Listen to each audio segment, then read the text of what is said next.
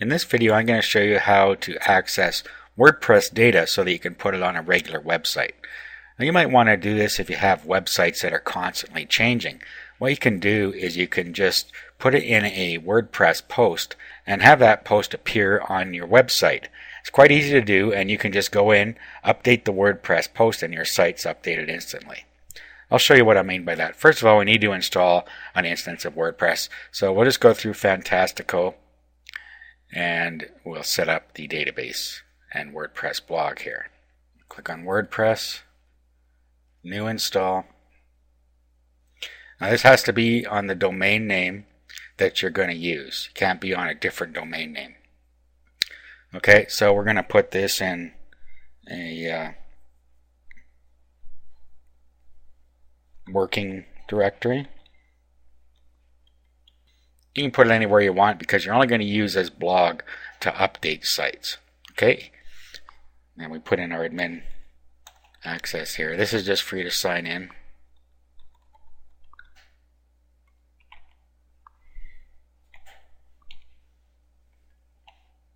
Okay, we don't care about the rest of this stuff. We'll install WordPress, finish the installation,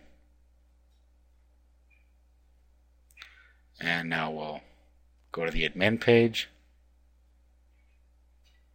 Okay, so here's where our data is going to come from. We'll go to admin and password.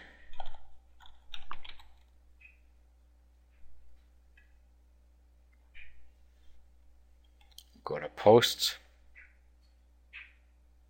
Okay, now I'm just going to give you, for instance here, say you had a release schedule that you're going to put on your website that shows you what ebooks you're going to release in a certain month. So what we will do is we'll add a new post. We'll call it release schedule.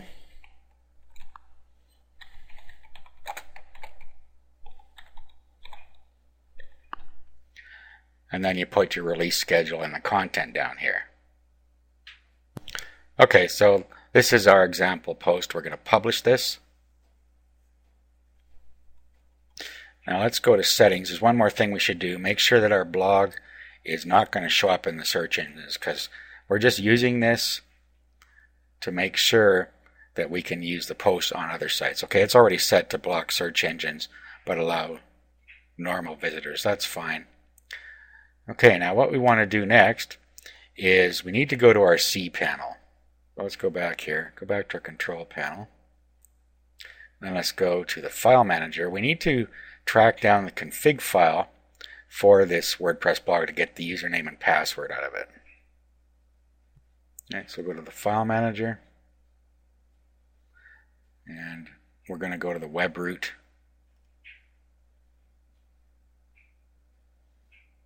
And we installed this in a directory called working, so we're going to go and find that. Roll down until we find working. Go inside. And what we're looking for is wp-config.php. Here it is here. What we want to do is we want to go and edit this. We're not actually going to change anything. We're just going to look at it. So just click on the editor. And we don't have to worry about the encoding check because we're not going to change anything. We just want some information out of here. Okay, so what we have in here is the database name. So grab that. Okay, and you can see DB name. That means database name.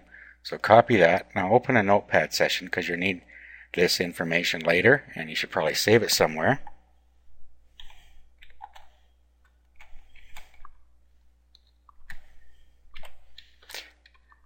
And then you want the username.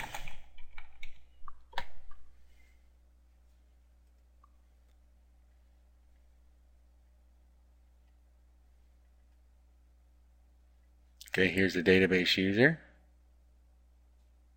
It happens to be the same here.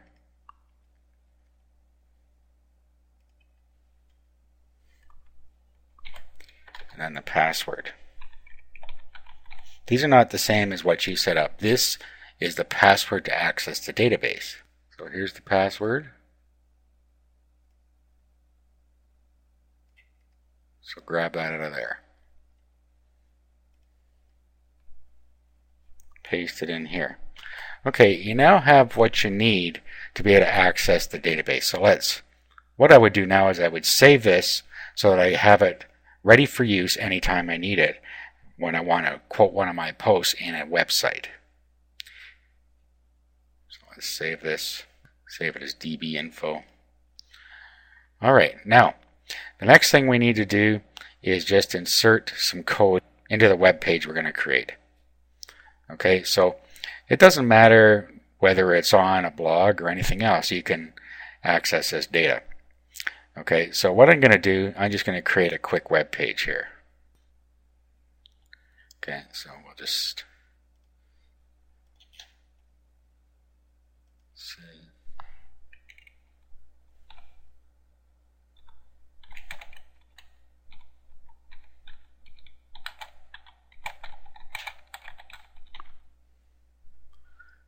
PLR product of the month.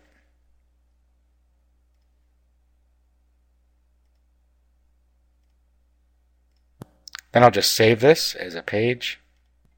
So release schedule, we'll say. Click OK. Okay, then we'll save this. And that's it. Okay, now we need to rename this file. Right now it is named releaseschedule.html. That's how the file was saved. Okay, so I just open it with Notepad and I'm just going to do a save as, and then I'm going to change it to a PHP. You could also just right click on it on your desktop or wherever you saved it and rename it to a PHP type file. Okay, so now it is releaseschedule.php. This is what we're working with. The next thing you need to do is add some code in here. Now, I've given you the code. All you have to do is take the code out of the file that was included with this video, copy it, and then what we'll do is we'll paste it in here. Now there's only a couple things we need to do. First, we need to put the database and the username and the database password in this spot. Okay, so here's the database username. Well, database name and database username are the same in this case, so we can kill two birds with one stone here. First, let's change the username. So we'll paste this in here. Then we need to change the database name here. Paste that in there. Then we need to change the password.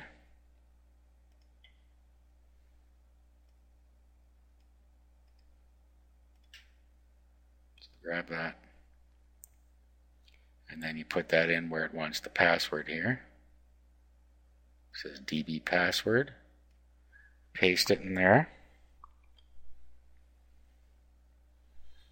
And the last thing is we need the name of the post. Okay, so it says where post title is, and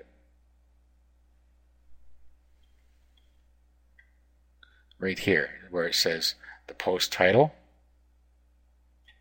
you need to change that to the title that you put in your blog here. So it was just release schedule in capitals, I believe. Yes. So you need to type that exact same thing in here.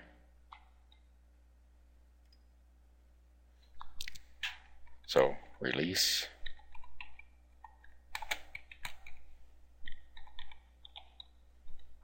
schedule.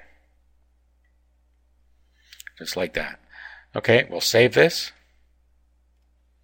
And all we have to do is upload this to the server and it will populate our site with that database information.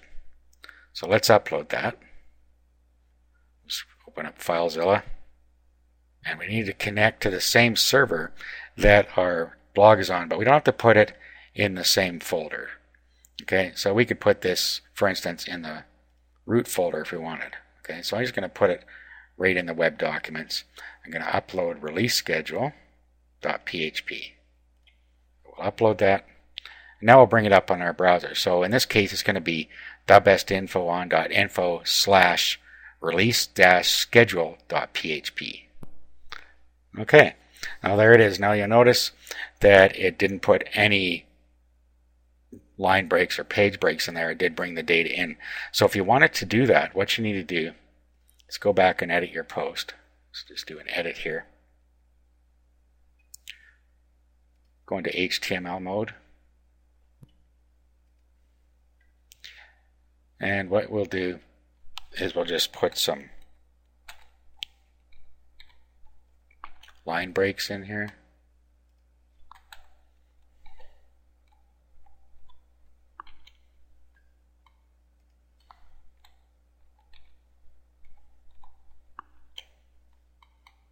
Like so. Update. Let's refresh this now. And there you go. So you need to make sure you just put the line breaks in there like I showed you, and everything will work fine. So that's how you can use a WordPress database to populate a regular web page.